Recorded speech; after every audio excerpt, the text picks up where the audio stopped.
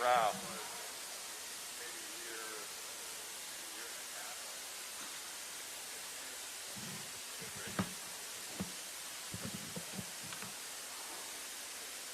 Too many bright lights. Well, hello to the Twitterverse and Facebook and YouTube and friends and media that are out there. Good morning, and thank you for taking the time to be here at the Senator John Heinz History Center and Western Pennsylvania Sports Museum. I'm Lenny Baticki, and before we introduce our featured guest, I want to point out just a few of the folks that have been integral in why we are here. First, Ann Madagras from the Senator John Heinz History Center and Western Pennsylvania Sports Museum. She's seated next to Don Gamble, who is the host of Rappin' on Racing. He has been a leading member of the Pennsylvania and national motorsports media for decades and supplied most of what is ensconced here in the Western Pennsylvania Sports Museum that relates to motorsports. So thank Don for bringing all those artifacts here that also include artifacts from our next guest track. Billy Rebar is the promoter of Jennerstown Speedway and the upcoming, where's Billy? There's Billy. The upcoming Cars Tour American Freedom 300 on July 3rd. Billy also brought us the news that motorsports now brings $2.5 billion into economic impact into the state of Pennsylvania yearly. So we're really glad to top that 2.5 number. And Tony Stevens is here with us. He's behind the camera today, but he is also the voice of the Cars Tour and a graduate of California University of Pennsylvania. So we're glad to have them and all that are here with us. Don, Billy, and Tony will also be available afterwards for additional questions. Western Pennsylvania is known for its blue-collar ethic and its championship teams. Our guest defines that. He fits that definition. He's worked as a bank teller to earn money just to buy parts and pieces to continue racing, and he's also worked behind the scenes developing younger drivers to help continue the sport as it's go while he waited his chance. Finally, in 2017, he earned the title as the Cars Tour National Championship, and in subsequent years won the series' biggest and most valuable races. In 2021, though, he took his career to a whole nother level, winning the NASCAR Xfinity Series race at Martinsville, Virginia, and gaining an opportunity to compete in the NASCAR Cup Series. This weekend at Pocono, he'll be competing in the NASCAR and ARCA Series. But next weekend, he will be here in Western Pennsylvania in Somerset County for the first time at a track that has hosted such NASCAR champions as Dale Earnhardt, Jimmy Johnson, Kyle Busch, and Joey Logano. It is with great pleasure on behalf of Jennerstown Speedway that I introduce to you the driver of the number 96 entry in the July 3rd American Freedom 300, Josh Berry. Josh, as you come to the stage, I want to set the tone for this. A driver of your prominence now, what interests you in coming here to compete in Western Pennsylvania, Somerset County, Jennerstown Speedway next weekend? Yeah, first of all, thank you all for coming out here and all the attention. This is really cool to be a part of. That was quite the introduction from Lenny about my career, but a little bit, a brief history on myself. My name is Josh Berry. I'm originally from Tennessee, right outside of Nashville. Now moved to basically Charlotte, North Carolina area. And I mean, the best way to put it is I've been a career short track racer. That's where my heart has been and what I've been doing the last 10 years. I've been a driver for Dale Earnhardt Jr. at Junior Motorsports, racing the late model program there. And we've accomplished a lot of amazing things with that program. And specifically, we've raced a lot in the Cars Tour, which is kind of the connection to get me here. Over this year, 2021, my career's taken this like kind of unexpected, amazing swing through where now I've been competing in the NASCAR Xfinity Series and Truck Series as well as the Cup Series.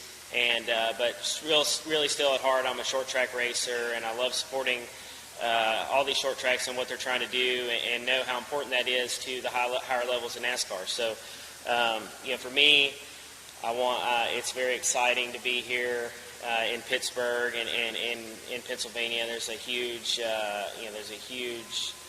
connection with sports in general, as well as racing. A ton of racing in this area, and Jennerstown Speedway is a very historic short track. And super late model racing is not something that I've had a whole opportunity to do a whole lot of, but I'm really looking forward to the opportunity to compete at Jennerstown. Like I said, there's a long list of names that have competed there, but really, I mean, the most important reason why I'm here today is to try to help promote this race. Everyone at Jennerstown is working extremely hard to build a successful short track and promote these races and get excitement and people in the stands here to support this racing and support the Cars Tour as well as their local program that they're running year round. So if I can draw a little bit of attention to that and help pack the racetrack next weekend, that will be a success for me. So like I said, thank you guys for having me, and I'll take any questions if y'all have any. We'll let our media bring you up one-on-one. We'll end the podium part, make it easy on everybody to get up close and personal with them. We do appreciate it. If you're tuned in, make sure that you contact Jennerstown.org, and you'll be able to order tickets. Let's go to our one-on-ones, guys.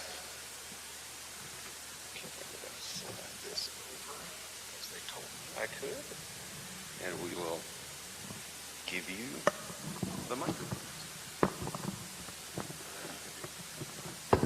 Right here? Okay.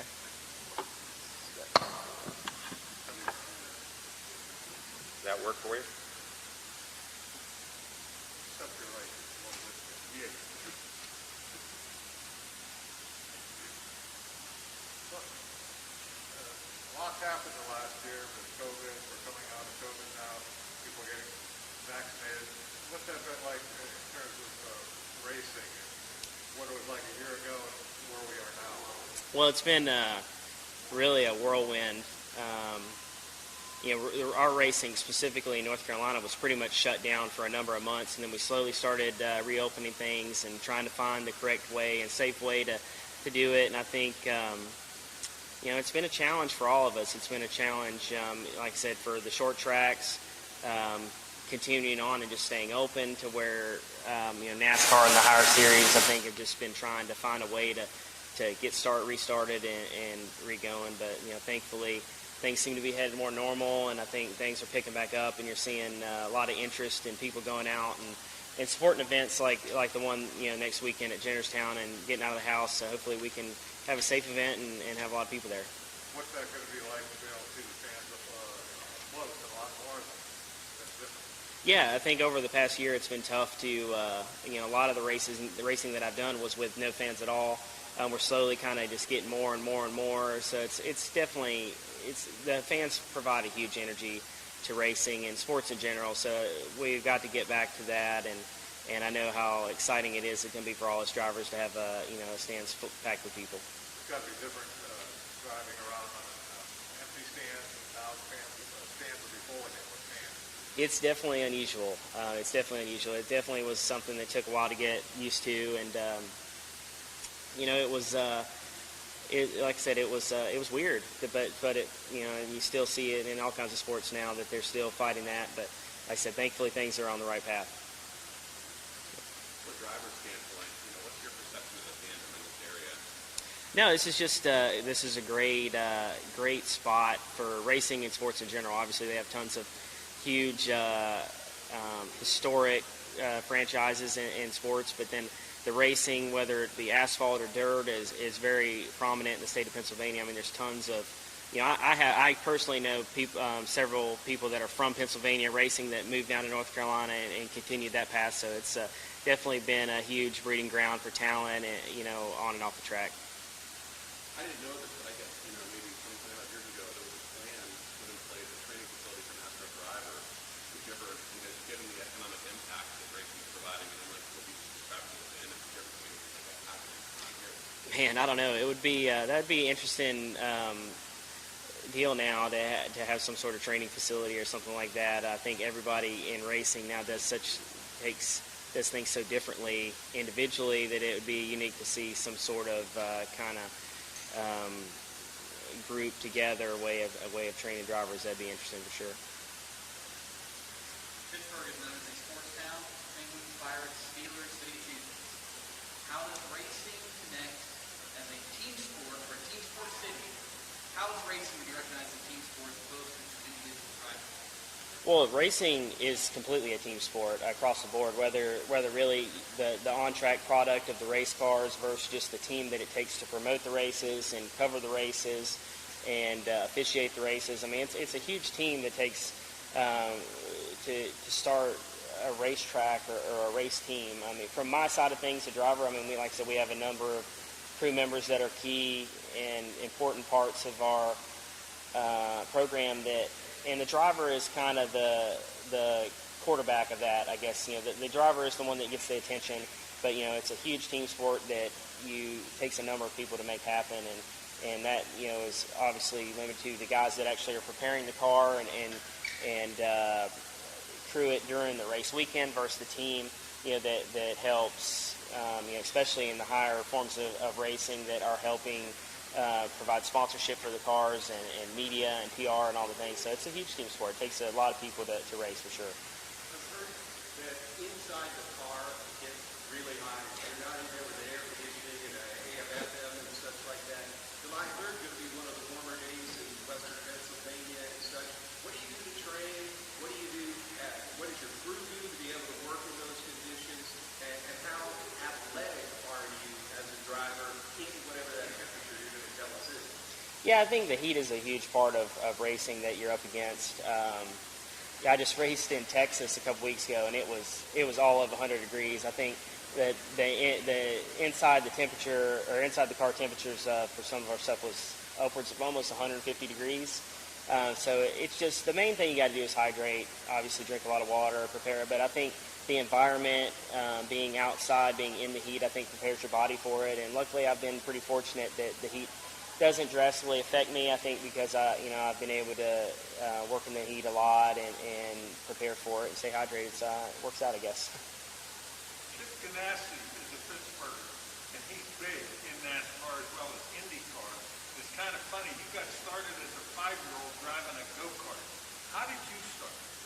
So I started when, for my 8th birthday, I got a go-kart for my birthday, and we went racing. My dad raced a little bit here or there, and I kind of was a fan of it on TV and all. But when I was 8 years old, we started racing go-karts locally in Tennessee, and kind of just snowballed a little bit from there. We raced go-karts for a number of years, and then moved into like a 4-cylinder car and then a legend car and raced at the NASCAR Fairground Speedway, which is another very historic short track that's in Nashville. So, and that led ultimately to me getting an opportunity with Dale Jr. and Junior Motorsports, and just continue that on till today. A former champion on a car sport, but also a team coach. How did that come to be, and what's involved with that? Yeah, so we, our late model program that Lenny referenced at Junior Motorsports, we run a 2-car effort. Normally, one car is one of the cars I drive, and we run a second team that is primarily made to develop drivers. We've been fortunate to work with a lot of well-known drivers that have made it to the NASCAR Cup Series, Xfinity Series trucks, and we've been able to develop these guys and teach them how to race, really. And I feel like I've been a point of that. Typically, my background, I do not come from a lot of funding or anything personally. And in a way, that's kind of held me back from maybe moving through the ranks, like maybe some should think that I should, but. All in all, like I said, I've had a lot of fun racing, had a great career, and obviously, like I said, in the last year, things have changed dramatically for me, and I'm very appreciative of my path to get here. Hey, John. Listen. Yep. Go ahead. Hey, Josh, there's a lot of different feeder series out there, if you will, to get to NASCAR. The World of Outlaws Dirt, late model sprint cars are the two bigger ones, but not a lot of people, not a lot of casual fans know much about the car sport and the talent that is actually in that series. Can you talk about that? Yeah, no, it's a great feeder series for the higher levels of NASCAR. Basically, when it comes to the path of taking stock car racing, I mean, the car store is part of the path of stock car racing as you head up the ranks into ARCA and then NASCAR, different things. That's a proving ground.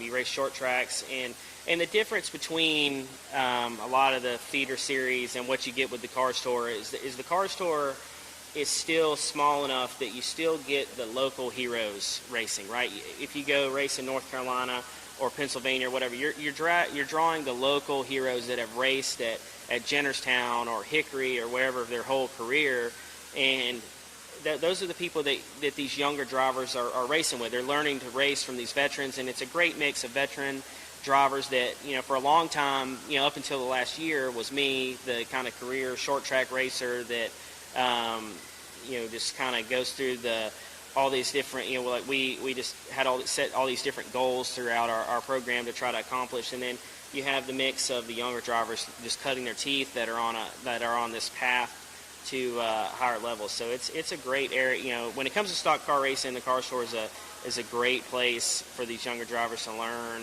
and develop. And then it's, like I said, it's been highly successful, and just I'm very thankful for the time that I've spent there for sure. Aside from the competition levels, when you go to NASCAR, what's the biggest adjustment you have to make? I think, man, it's just been a number of things. I think going forward, obviously racing on much bigger tracks is something that I've been going against, and then really there's a number of things, but just the intensity of the restarts and the racing in the truck Xfinity Cup level, pit road, pit stops. I mean, that's another thing, and just the aerodynamic effects of the car, at the higher speeds. It's all things that we had to learn. Did you ever envision Western Pennsylvania getting or close to being a NASCAR race on the road? Yeah, I mean, I think Jennerstown would be a great spot for that. I love short track racing. I love these facilities, and I think you see a lot from the NASCAR side of things of drivers and owners talking about how that they want them to get back to some smaller facilities, and I think that would be a great start. I think that's something that definitely needs to happen going forward. Two parts. One, we talked a little bit about how Saturday night guys and regular guys. How Western Pennsylvania is known as a blue-collar part of the country. Known for steel workers, factory workers. This is the heart of the American worker, the average Joe.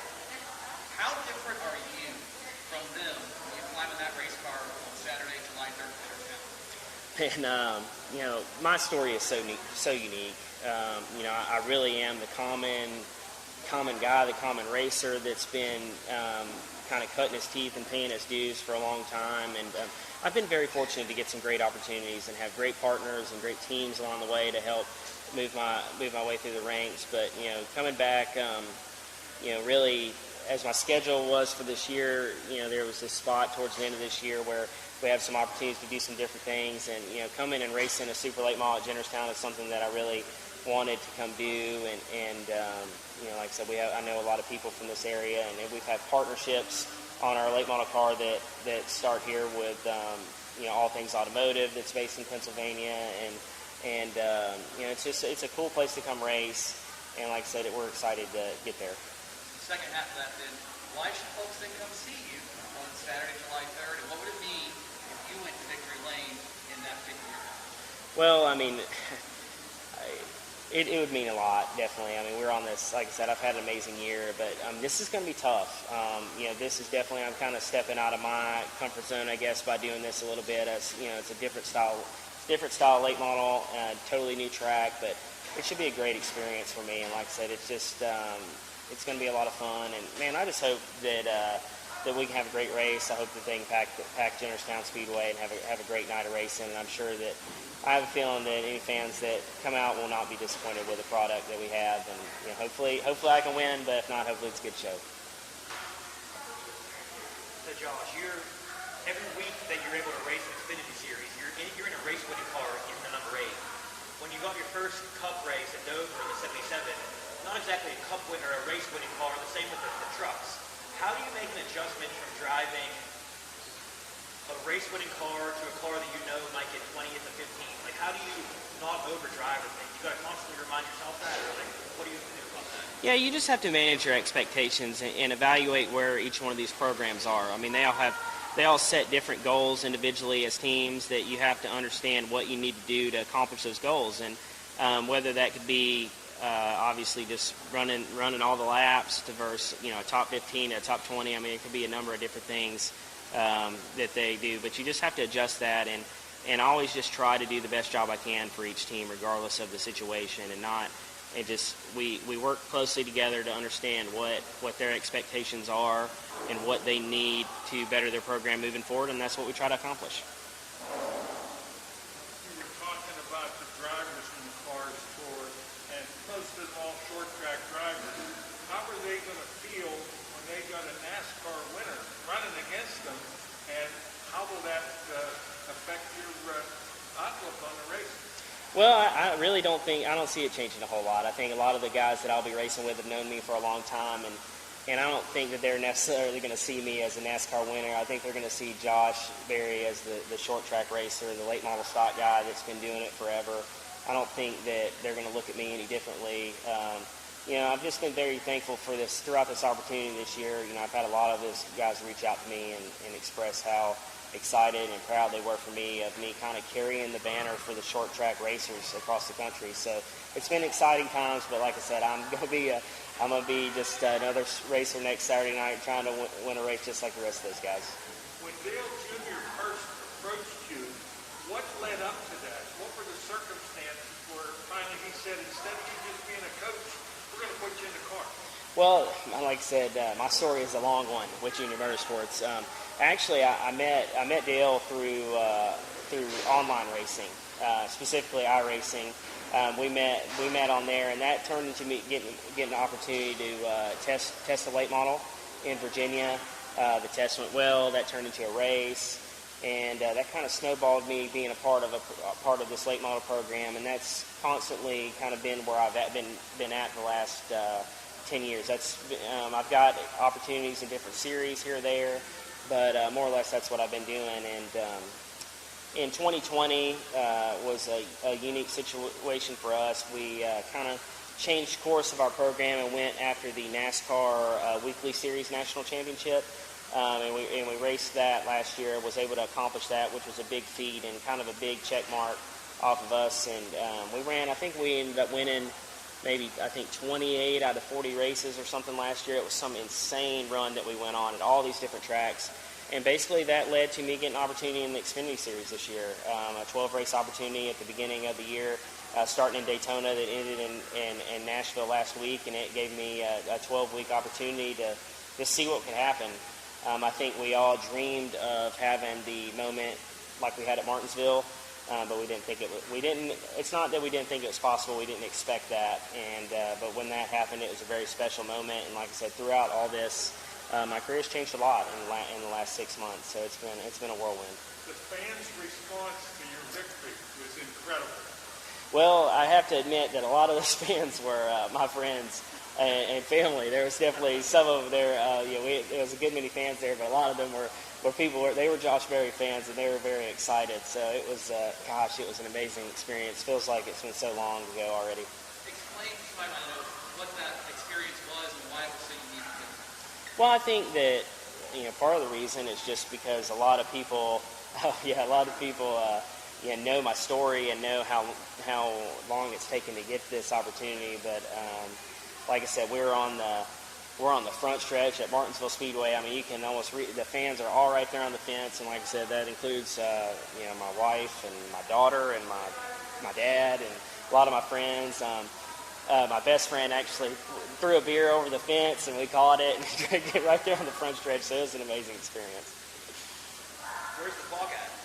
So that was actually my second Martinsville clock because I won the late model stock race there. So I have not that particular clock I have not unboxed yet. And here's the main reason why is because I have a 1.5-year-old at home that is wide open, and she is into every cabinet, every table, everything. So I just decided, we got this one right here. We kind of got it boxed out of her reach with some toys and stuff, so we don't want to put another target out for her to go beat on. Yeah, so we're going to wait for that one. You good, guys? All right, can I get one more in? Oh, One short one. I have to ask. With respect to Jennerstown, one of the greatest short tracks in the country for asphalt, Western Pennsylvania and Central Pennsylvania is a really big dirt racing state. Are we ever going to see you in a dirt car? Gosh, I don't know, man. I would love to, and honestly, seeing some of through my experience through the Xfinity Series this year and some of our connection with Chevrolet, like I've got to be around, Kyle Larson, Tyler Reddick, some of these guys, and man, they are incredible race car drivers. And I think definitely throughout my transition through my career, I definitely wish that that's something I could have done more of, because I think, it's definitely proven as a huge way of training and preparing these drivers going forward. Yeah.